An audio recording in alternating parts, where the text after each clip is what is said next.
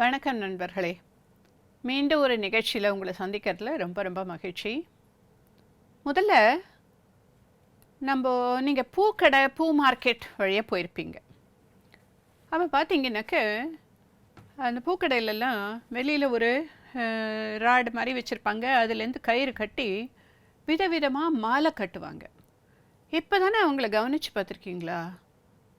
எவ்வளோ அழகழகான மாலைகள், விதவிதமான மாலைகள், வெவ்வேறு பூக்களில் மாலைகள், காம்பினேஷனில் பூக்களை வச்சு மாலைகள், எவ்வளோ பியூட்டிஃபுல் ஒர்க் இல்லையா?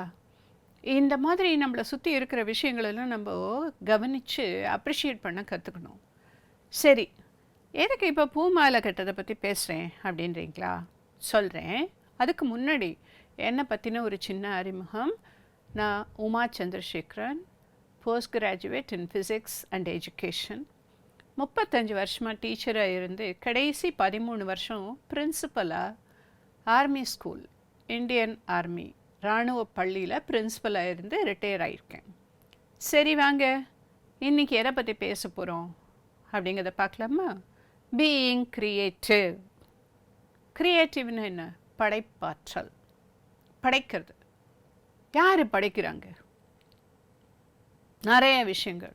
நீங்கள் சின்ன குழந்தையாக இருந்தப்போ வீட்டில் உங்களுக்கு அப்பா அம்மா, ரிலேட்டிவ்ஸ் கார், டாய் கார் இல்லைன்னா பேட்டன் டேங்க் இது மாதிரி பொம்மைகள்லாம் வாங்கி கொடுத்துருப்பாங்க. அதை வச்சு விளையாடுவீங்க. அதை தவிர இன்னொன்றும் செய்ய ட்ரை பண்ணியிருப்பீங்க. என்ன பண்ணியிருப்பீங்க? அதோடைய அது பேர் என்ன, சக்கரத்தெல்லாம் கழட்டுறது, அப்புறம் அதோட பார்ட்ஸ் எல்லாம் கழட்டி பார்க்குறது, அப்புறம் திருப்பியும் சேர்த்து பார்க்குறது, அசம்பிள் பண்ணி பார்க்குறது, இது போல் பண்ணியிருப்பீங்க இல்லையா? அதுலேருந்து கொஞ்சம் பெருசானோடனே வாட்ச் கட்டிக்காங்க. ஃபஸ்ட்டு வாட்சை டிஸ்மேண்டில் பண்ணி திருப்பியும் அசம்பிள் பண்ண ட்ரை பண்ணுவீங்க. இப்போ ரொம்ப பாப்புலராக எல்லாருமே மொபைல் ஃபோனில் சின்ன சின்ன இதெல்லாம் செய்ய ட்ரை பண்ணுவீங்க. டிஸ்மேண்டில் பண்ணி கழட்டி திருப்பி மாட்டுறதுக்கு ட்ரை பண்ணுவீங்க. இதுக்கு என்ன ஆர்வம்? ஒரு ஆர்வம். உள்ளே என்ன இருக்குது, இது எப்படி ஃபங்க்ஷன் பண்ணுறது அப்படின்னு பார்க்குற ஆர்வம். அது எப்போ வருது? நீங்கள் சின்ன குழந்தையாக இருக்கிறப்ப வந்துடுது. இங்கே ஒரு பொண்ணு பார்க்குறீங்க. இந்த பொண்ணு பேர் ஆதர்ஷினி, ரைட்டா? இந்த பொண்ணு கோயம்புத்தூரை சேர்ந்து பொண்ணு. அங்கே ஒரு ஸ்கூலில் படிச்சுட்ருக்கப்போ 10 வயசு இருக்கிறப்போ ஒரு கம்ப்யூட்டரை, லேப்டாப்பை ஃபுல்லாக டிஸ்மேண்டில் பண்ணி அசம்பிள் பண்ணிட்டாங்க. எவ்வளோ நேரத்தில் தெரியுமா? 15 minutes 23 seconds. அது ஆர்வம் அண்ட் படைப்பாற்றல், க்ரியேட்டிவிட்டி. இப்படி தான் நம்மளுடைய ஆர்வம், க்ரியேட்டிவிட்டி, அதோட கற்றலும் நடக்கிறது இல்லையா? அப்படின்னு பார்த்தாக்க எவ்வளோ வேலைகள் இருக்குது, க்ரியேட்டிவாக செய்யக்கூடிய வேலைகள் பாருங்கள். மணியில் விதவிதமான பொருட்கள் செய்கிறது, அந்த மணியை ட்ரெஸ்ஸில் டெக்கரேஷன் பண்ணுறதுக்கு யூஸ் பண்ணுறது, அப்புறம் காதணி, அப்புறம் கழுத்துக்கு மாலை, இது மாதிரி செய்கிறது. இப்போ காம்படிஷன்லாம் நடக்கிறது. என்ன தெரியுமா? ஜுவல்லரி டிசைனிங், அதுக்கு காம்படிஷன் நடக்கிறது. அவன் என்ன டிசைனை போடுறாங்க, போட்டு அதில் ஜுவல்லரியும் செய்கிறாங்க. இப்போ நான் ரீசெண்டாக பார்த்தேன், சில குழந்தைகள் நீங்கள் சார்ட்டு பேப்பர் யூஸ் பண்ணுறீங்கள, அதுலேருந்து காதணிகள்லாம் செஞ்சுருந்தாங்க.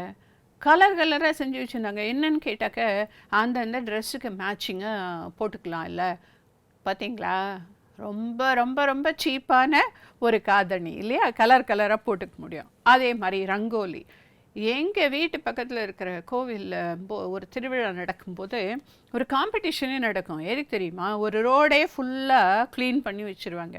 ஒரு சைடு ஃபுல்லாக வெறும் கோலங்கள், கோலமாவில் கோலம், இன்னொரு சைடு ஃபுல்லாக ரங்கோலி, கலர் போட்டு கோலம்.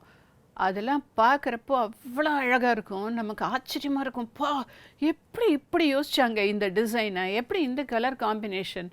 இதெல்லாம் தான் படைப்பாற்றல், க்ரியேட்டிவிட்டின்னு சொல்கிறோம், ரைட்டா? க்ரியேட்டிவிட்டி அதிலேருந்து கற்றுக்கிறோம். நம்ம ஒன்று செஞ்சுட்டு ஓ இந்த காம்பினேஷனோட இந்த காம்பினேஷன் நல்லாயிருக்கும் இல்லையா அப்படின்னு யோசிக்கிறோம். அடுத்தது பார்த்திங்கன்னா குக்கிங், பேக்கிங், எல்லாமே க்ரியேட்டிவிட்டி தான். அதே போல் அன்றைக்கி வேறு ஒரு இடத்துல நியூஸ் ஐட்டம் படித்தேன். எங்கே தெரியுமா? அவங்க பழைய துணிகளெல்லாம் கலெக்ட் பண்ணி அதுலேருந்து backpack, shoulder bags, sling bags, அந்த மாதிரி ஷாப்பிங் பேக், இது மாதிரி எல்லாம் செய்கிறாங்க, டிசைன் பண்ணுறாங்க. ரொம்ப ரொம்ப நல்ல விஷயம். அது மாதிரி ரீசைக்கிளபிளாக மெட்டீரியலை யூஸ் பண்ணுறது அதை விட ரொம்ப நல்ல விஷயம் இல்லையா? ஸோ லேர்னிங் ரொம்ப அவசியம். ஆஹா, இது நமக்கு ரொம்ப தெரிஞ்ச விஷயம், எல்லாருக்கும் ரொம்ப பிடிச்ச விஷயமும் கூட இல்லையா?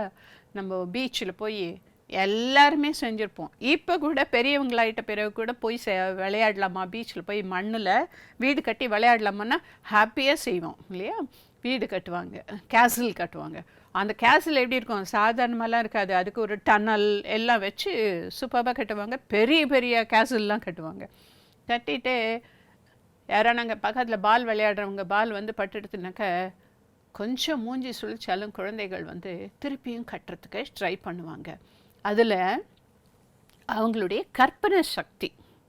ஸோ க்ரியேட்டிவிட்டிக்கு என்னில் முக்கியம், க்யூரியாசிட்டி முக்கியம், அப்புறம் கற்றுக்கிட்டே இருக்கிறது முக்கியம். அடுத்தது கற்பனை சக்தி. கற்பனை சக்தி ரொம்ப ரொம்ப அவசியம். சில பேர்லாம் எந்த அளவுக்குனாக்க பீச் சாண்டில் நிறைய விதவிதமான பிக்சர்ஸ் கூட பண்ணுறாங்க, விதவிதமான ஃபிகர்ஸ்லாம் கூட பண்ணுறாங்க. அதே போல் ரோட் சைடில் சில டைமில் பார்த்துருப்பீங்க, ஒரு ரெக்டாங்குலராக ஒரு கட்டம் கட்டிட்டு அதில் ஏதோ ஒரு டிசைனோ சீனரியோ போட்டு கலர்லாம் போட்டிருப்பாங்க. ரொம்ப சாதாரணமாக இருக்கிறவராக இருப்பார், ஆனால் அவருடைய க்ரியேட்டிவிட்டியும் கலர் காம்பினேஷனும் கற்பனை சக்தியும் பார்த்தாக்க அசாத்தியமாக இருக்கும். இது அடுத்தது. இது நம்ம எல்லாருக்கும் தெரிஞ்சது தான். ஆனால் நம்ம ஊர்லேயே நம்ம கண்ட்ரிக்குள்ளேயே வெவ்வேறு இடங்களில் வெவ்வேறு கிளைமேட்டிக் கண்டிஷன், எல்லா இடத்துலையும் குளிர் வந்து சில இடங்கள்ல ரொம்ப அதிகமாக இருக்கும். அப்போ அதுக்கு ஏற்ற மாதிரி துணி உபயோகப்படுத்துறது ஒன்று, கிளாத் என்ன உபயோகப்படுத்துகிறோம், அப்புறம் அந்த கிளாத்தை வச்சு என்ன மாதிரியான காஸ்டியூம்ஸ் பண்ணுறோம்.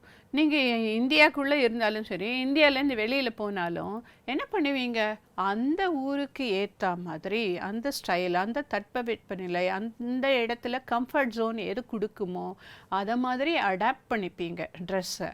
அது மாதிரி நீங்கள் பார்த்தீங்கன்னா பழைய ட்ரெஸ்ஸுலேருந்து பார்த்துட்டே வந்தீங்கன்னாக்க நிறைய சேஞ்சஸ் இருக்கும். அதுக்கு பேர் என்ன, தகவமைத்து கொள்ளுதல். அதை தான் அடாப்டபிள்னு சொல்கிறோம். ஸோ க்ரியேட்டிவிட்டியில் இதுவும் ரொம்ப முக்கியமான விஷயம். எனக்கு ஃபேஷன் டிசைனிங், காஸ்டியூம் டிசைனர்ஸ் அப்படிங்கிறதே ஒரு கோர்ஸ் இல்லையா? இப்போ அது ஒரு தொழில், பெரிய ஆண்டர்ப்ரினர் ஆகிடலாம் காஸ்டியூம் டிசைனராக இருக்கிறவங்க. அதுக்கு கற்பனை சக்தி நிறைய வேணும். அடுத்தது என்னது, if you did not have to sleep அப்படின்னு போட்டிருக்கேன். அதாவது 24 ஹவர்ஸில் நம்ம நைட்டில் ஒரு 6 அல்ல 7 இல்லைன்னா மேக்ஸிமம் 8 மணி நேரம் தூங்குறோம் இல்லையா? அந்த மாதிரி ஒரு நெசசிட்டியே இல்லை, நீங்கள் தூங்கவே வேணாம் அப்படின்னு இயற்கையே அப்படி படைச்சிடுத்தவங்களேன்னு வச்சுக்கோங்களேன். என்ன செய்வீங்க? அந்த சரி நிறைய நாள் இல்லை, ஒரு 2 நாளைக்கு 2 நாள் நீங்கள் தூங்கவே வேணாம், ஆனால் நீங்கள் எப்பவும் போல் எனர்ஜெட்டிக்காக இருப்பீங்க அப்படின்னு சொன்னாக்க என்ன செய்வீங்க? அப்போ நான் யோசிப்பேன், நான் என்னெல்லாம் செய்வேன். எஸ், எனக்கு ஃபுட்பால் விளையாடுறது ரொம்ப பிடிக்கும். அதனால் என்னோடய ஃப்ரெண்ட்ஸோடு போய் ஃபுட்பால் விளையாடுவேன். அப்புறம் பக்கத்தில் இன்னொரு டீமோடைய ஒரு மேட்ச் போட்டு அந்த மேட்ச்சை ஜெயிக்கிறதுக்கு பார்ப்போம். அது ஒன்று. அடுத்தது கம்ப்யூட்டரில் இன்னும் நிறையா ஸ்கில்ஸ் கற்றுப்பேன். என்ன ஸ்கில்ஸு, அனிமேஷன், இது மாதிரி விஷயங்கள்லாம் புதுசு புதுசாக கற்றுக்கிறதுக்கு ட்ரை பண்ணுவேன். என்னுடைய கம்யூனிகேஷன் ஸ்கில்ஸை இம்ப்ரூவ் பண்ணுவேன். ஃப்ரெண்ட்ஸோட ஜாலியாக டைம் ஸ்பெண்ட் பண்ணுவேன், ஃபேமிலியோட டைம் ஜாலியாக ஸ்பெண்ட் பண்ணுவேன். இப்படின்னு அனலைஸ் பண்ணுறீங்க. இப்படி ஒரு சுச்சுவேஷன் இருந்தால், இது ஒரு என்ன இமேஜினரி சுச்சுவேஷன், இது நடக்க போகிறதா? 24 ஹவர்ஸில் 6-7 மணி நேரம் நம்ம கட்டாயம் தூங்கி தானே ஆகணும். ஆனால் அப்படி ஒரு சுச்சுவேஷன் வந்தால் நான் என்ன செய்வேன் அப்படின்னு நான் அனலைஸ் பண்ணி பார்க்குறேன் இல்லையா? அந்த விதமான அப்ரோச் வந்து க்ரியேட்டிவிட்டிக்கு ரொம்ப அவசியம். இங்கே நடக்கிறது ஒரு வீதி நாடகம். என்ன இது புதுசாக எதுவும் சொல்கிறீங்க? நாடகம்னாக்க எங்கே இதில் தானே நடக்கும், ஸ்டேஜில் நடக்கும். அங்கே எல்லோரும் காஸ்டியூம்ஸ் போட்டுருப்பாங்க, அப்புறம் மியூசிக்கெலாம் இருக்கும், ஆடியன்ஸ்க்கு சேர்லாம் இருக்கும். இது அது மாதிரி கிடையாது. வீதியோர நாடகம். வீதியோர நாடகத்துடைய முக்கியமான ஃபீச்சர் என்னன்னாக்க, இயற்கையாக அவங்க எல்லோரும் எப்படி எப்படி இருக்கணுமோ அதே காஸ்டியூமில் தான் இருப்பாங்க. ரைட்டாக எக்ஸ்ட்ராவாக மேக்கப்லாம் போட்டு எதுவுமே கிடையாது. அண்ட் அவங்களுடைய ஆடியன்ஸ் யார்? அங்கே போகிறவங்க வரவங்க அந்த தெருவில் இருக்கிறவங்க இவங்கெல்லாம் தான். அவங்கெல்லாம் அப்படியே சும்மா நின்றுக்கிட்டே கவனிப்பாங்க. அண்ட் இது பாட்டு 2 மணி நேரம் 3 மணி நேரம்லாம் போகாது, 10 15 மேக்ஸிமம் 20 நிமிஷம். அந்த 20 நிமிஷத்தில் ஒரு விஷயத்தை நீங்கள் மக்களுக்கு கடத்தணும் அப்படின்னாக்க நீங்கள் சொல்கிற விஷயம் எந்த அளவு ஷார்ப்பாக இருக்கணும். அதனால தான் முக்கால்வாசி இந்த வீதியோர நாடகங்களில் என்ன கண்டென்ட் என்னவாக இருக்கும் தெரியுமா? Social cause, like save water, save trees, water awareness, அப்புறம் save the girl child, women empowerment, இது மாதிரியான சோஷியல் காசஸ் தான் இந்த வீதியோர நாடகங்களுடைய சப்ஜெக்டாக இருக்கும். அப்படின்னாக்க அவங்க அந்த சப்ஜெக்டுடைய அந்த டாப்பிக்குடைய கண்டென்ட்டை அவ்வளோ அழகாக வடிவமைப்பாங்க. அப்போ தான் ஃபாஸ்ட்டாக அது அந்த ஆடியன்ஸை ரீச் பண்ணும். அதே மாதிரி இப்போ சேவ் ட்ரீஸ் அப்படின்னு வச்சுக்கோங்களேன், அதை ஒரு கேப்ஷனை வச்சுப்பாங்க, அதை ரிப்பீட் பண்ணிகிட்டே இருப்பாங்க. அந்த 15 நிமிஷத்துக்குள்ளே அது ஒரு கிட்டத்தட்ட 20 தரம் 30 தரமான்னு சொல்லிடுவாங்க. எதுக்கு தெரியுமா? அது மக்களுடைய காதில் போய் ஒலிச்சு அவங்க மனசில் பதிஞ்சிடும். Save trees, save trees, save water. அதுதான் வீதியோர நாடகங்களுடைய முக்கியமான விஷயம். இதில் என்னென்னாக்க இவங்கெல்லாம் ஸ்டேஜ் ஆர்டிஸ்ட்லாம் கிடையாது, பெரிய ப்ராக்டிஸ்லாம் பண்ண மாட்டாங்க. ஆனால் விஷயம் என்னமோ அதுக்கு ஏற்ற மாதிரி அவங்களுடைய ஆக்டிவிட்டீஸை செஞ்சு அவ்வளோ எஃபெக்டிவாக இதை செய்வாங்க. அதுதான் கொலாபரேட் அப்படின்னு சொல்கிறாங்க. நெட்வொர்க்கிங். ரைட் சைடில் பார்க்குறீங்க ஒரு ஆர்கெஸ்ட்ரா. ஒரு ஆர்கெஸ்ட்ரா உங்களுக்கே தெரியும், நிறைய வயலின் இருக்கும், கிட்டார் இருக்கும், ஃப்ளூட் இருக்கும், சித்தார் இருக்கும், தபலா, அப்புறம் பாடுறவங்க இருப்பாங்க. இவங்க எல்லாரும் சில இடங்கள்லாம் இங்கே கம்மியாக தான் இருக்குது இந்த பிக்சரில். ஆனால் சில இடங்களில் 100 வயலின் கூட இருக்கும். 100 வயலினிஸ்ட்டை சேர்க்கிறதோ 100 கிட்டாரிஸ்ட்டை சேர்க்கிறதோ எப்படி நடக்கும்? நெட்வொர்க்கிங். இப்போ அஃப்கோர்ஸ் நம்மக்கிட்ட மொபைல் ஃபோன் இருக்கிறதுனால அதில் நெட்வொர்க்கிங் ஈஸியாக பண்ணுறோம். சில டைமில் வாய் வழி செய்தியாகவே, செவி வழி செய்தியாகவே போய் மக்கள் கலெக்ட் ஆகி கேதர் ஆகி ஒரு ரிஹர்சல்லாம் பண்ணி ஆர்கெஸ்ட்ரா சிம்பனின்னு சொல்லுவோம் அதை, ரைட்டா? அந்த மாதிரி ஒரு மியூசிக்கல் பெர்ஃபார்மன்ஸ் கொடுப்பாங்க. இந்த பக்கம் பார்க்குறீங்க இல்லையா, இவங்க 3 பேரும் ஒரு சின்ன டீம் அமைச்சிருக்காங்க. அந்த டீமுக்கு பேர் the triad band of Chennai. Triad band of Chennai. இவங்க ஆக்சுவலாக முதல்லேருந்து ஃப்ரெண்ட்ஸ்லாம் கிடையாது. இவங்க ஒரு குரூப்பில் மெம்பராக இருந்தாங்க. On the streets of Chennai அப்படின்னு ஒரு குரூப்பில் மெம்பர். அதில் எங்கெங்கிருந்தோ சேர்ந்தவங்கெல்லாம் 750 பேர் கிட்டத்தட்ட இருக்காங்க. அதில் அவங்களுக்கு ஒருத்தர் ஃபஸ்ட்டு தெரியக்கூட தெரியாது. யாரோ கேட்டிருக்காங்க, நீங்கள் ஏன் விமன் லேடிஸ் மட்டும் சேர்ந்து ஒரு பேண்ட் அமைக்கக்கூடாது அப்படின்னு கேட்டு. அப்போ இவங்களுக்கு இந்த தாட் இப்போது கிட்டத்தட்ட 1.5 வருஷமாக தான் இவங்க 3 பேரும் பர்ஃபார்மன்ஸ் கொடுக்குறாங்க. இதில் ஒருத்தங்க கிட்டார் வாசிப்பாங்க, பாடவும் பாடுவாங்க, இன்னொருத்தங்க கீபோர்டு வாசிப்பாங்க, இன்னொருத்தங்க கிளாப் பாக்ஸ், அதாவது பெர்குஷன், தாளம் மெயின்டைன் பண்ணுவாங்க. அது ட்ரையாட் பேண்ட் ஆஃப் சென்னை. அதை தான் சொல்கிறாங்க, எங்களுக்கு முன்னாடி ஒருத்தர் தெரியாது, இப்போ 1.5 வருஷமாக ரொம்ப க்ளோஸாக நாங்கள் ஒர்க் பண்ணிகிட்ருக்கோம். இதுக்கு நெட்வொர்க்கிங். ஸோ க்ரியேட்டிவிட்டிக்கு நம்புகிற மாதிரி லைக் மைண்டட் பீப்புளை கேதர் பண்ணி அவங்களோட சேர்ந்து பண்ணுறது நிறைய க்ரியேட்டிவாக செய்யறதுக்கு படைப்பாற்றல், நம்மளுடைய படைப்பாற்றலை நல்லா இம்ப்ரூவ் பண்ணும். இவங்க பேர் கவிதா ஸ்ரீதரன். இவங்க ஒரு என்ஜினியர். ஆக்சுவலாக அப்ராடில் ரொம்ப வருஷம் ஒர்க் பண்ணிவிட்டு ஒரு ஃபேமிலி சுச்சுவேஷனுக்காக அவங்க இந்தியா வந்துட்டாங்க. இந்தியா வந்துட்ட பிறகு அவங்க என்ன ரெஸ்பான்சிபிலிட்டிக்காக வந்தாங்களோ அதை செய்தது போக அவங்க கையில் நிறைய டைம் இருந்தது. அதன்போது அவங்க பக்கத்தில் இருக்கிற ஊர்கள்லேருந்து சில லேடிஸ் இவங்களை பார்த்தாங்க. பார்த்தப்போ இவங்க பேசியிருக்காங்க அவங்கக்கிட்ட. அப்போது அவங்க சொல்லியிருக்காங்க, நாங்கள் விவசாயம் தான் பார்க்குறோம், ஆனால் வருஷம் ஃபுல்லாக நாள் ஃபுல்லாக எங்களுக்கு வேலை இருக்கிறது இல்லை, நிறைய டைம் இருக்குது, அந்த டைமில் நாங்கள் ஏதான ஒரு தொழில் கற்றுக்க முடியும், அதை செய்ய முடியும்னாக்க எங்கள் குடும்பத்துக்கு ஒரு வருமானம் கிடைக்கும் அப்படின்னு சொல்கிறாங்க. அப்போ இவங்களுக்கு ஒரு பறி தட்டுது. இவங்க என்ன பண்ணாங்க தெரியுமா, இந்த விமன் கொஞ்சம் பேரை கூப்பிட்டு ட்ரெயின் பண்ணினாங்க. எதில் ட்ரெயின் பண்ணினாங்க, இந்த சோலார் எனர்ஜி ப்ரொடியூஸ் பண்ணுறதுக்காக காம்பனண்ட்ஸ்லாம் இருக்குது இல்லையா, அந்த ப்ராடக்ட்ஸை தயார் பண்ணுறதுக்கு இவங்கள ட்ரெயின் பண்ணாங்க.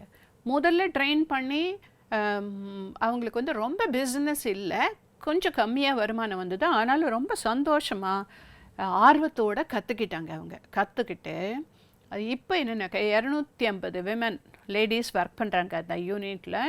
எல்லாமே சோலார் காம்பனண்ட் பண்ணுறது தான். ரொம்ப சந்தோஷமாக இருக்காங்க அந்த விமன்லாம் கூட.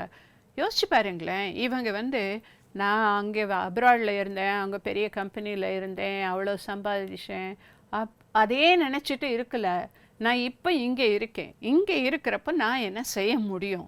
அதனால் தன்னையும் ஆக்குப்பை பண்ணிட்டாங்க, தன்னால் ஒரு குரூப் ஆஃப் பீப்புளும் பெனிஃபிட் ஆகிற மாதிரி செஞ்சாங்க. அதுதான் ரொம்ப முக்கியம். அரோரா குளோபல் அப்படின்னு இருக்கு பாருங்க, அதுதான். Maintain and open mind. என்ன ரிசீவ் பண்ண ஐடியாஸை ரிசீவ் பண்ணுறதுக்கு ரெடி ஆயிருங்க. ஐடியாஸை பற்றி திங்க் பண்ணுறதுக்கு ரெடியாக இருக்கணும். இங்கே ஒரு 6 வார்த்தைகள் கொடுத்துருக்கேன். என்ன வார்த்தைகள்? Dog, puppy, road, accident, hurt, vehicle அப்படின்னு 6 வார்த்தை கொடுத்துருக்கேன். இந்த வார்த்தைகளை வச்சு ஒரு ஸ்டோரி எழுத சொல்கிறாங்க. என்ன ஒரு ஸ்டோரி சொல்லு அப்படின்னு சொல்கிறாங்க. நான் சொல்ல போகிறேன் பாருங்களேன். நான் வந்து ரோட்டில் நேற்று ஈவினிங் கடைக்கு போகிறதுக்காக நடந்து போயிட்டுருந்தேன். அப்போது ஒரு நாய் வந்து குட்டிகள் போட்டிருந்ததை பார்த்தேன்.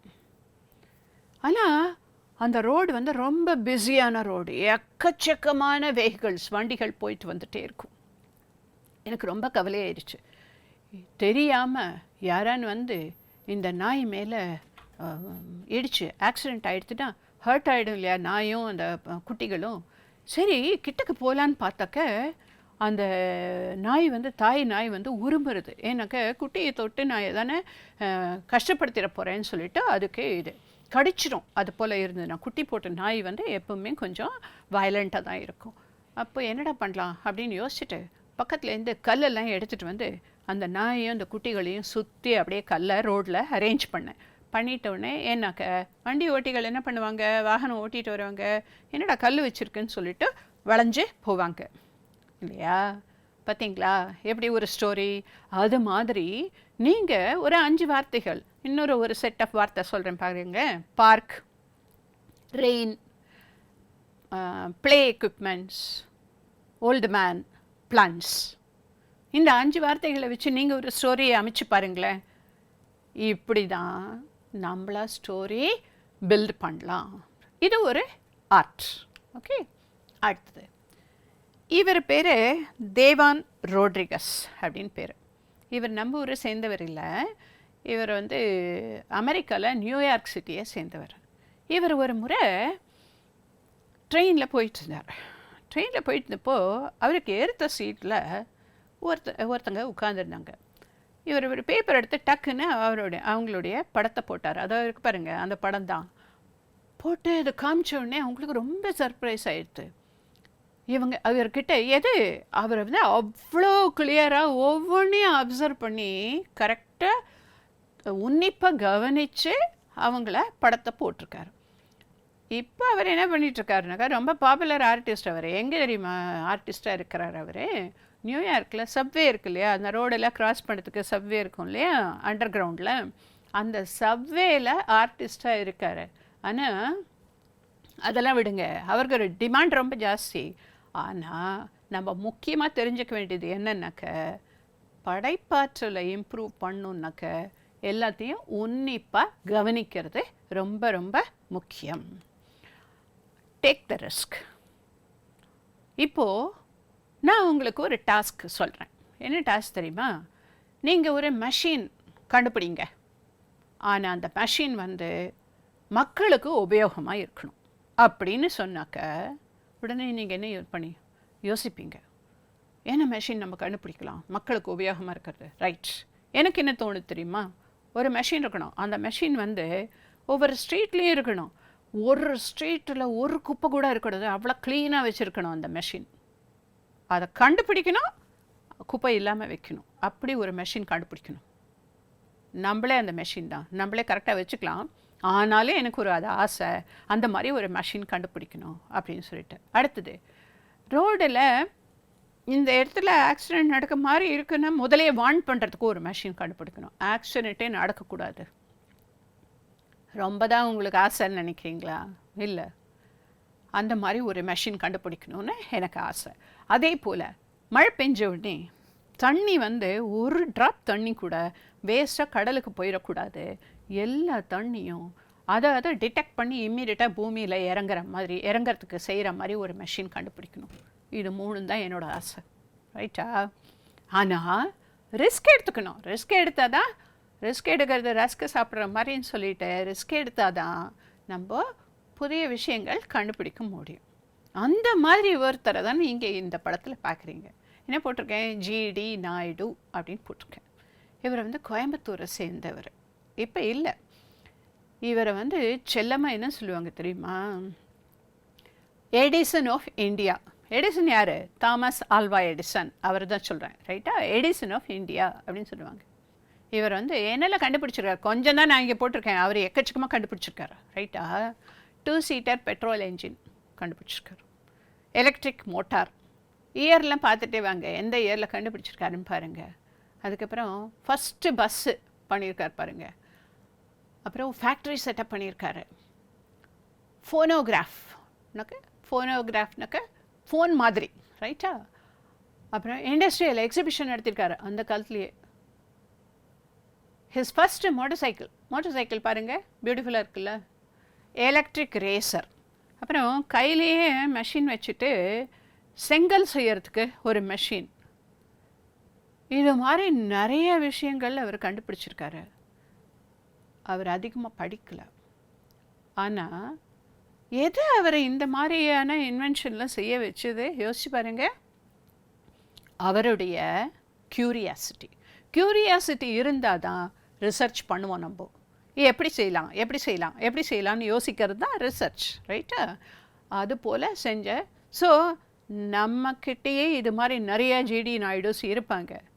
என்ன தேவை, நமக்கு என்ன வேணுங்கிறத யோசித்து, நம்மளுடைய ஆர்வம் எங்கே இருக்குங்கிறத யோசித்து நம்ம தான் அதை முன்னெடுத்து போகணும். இது என்ன, எங்கள் வீட்டில் இந்த பூ பூத்துட்டு. ரைட்டா?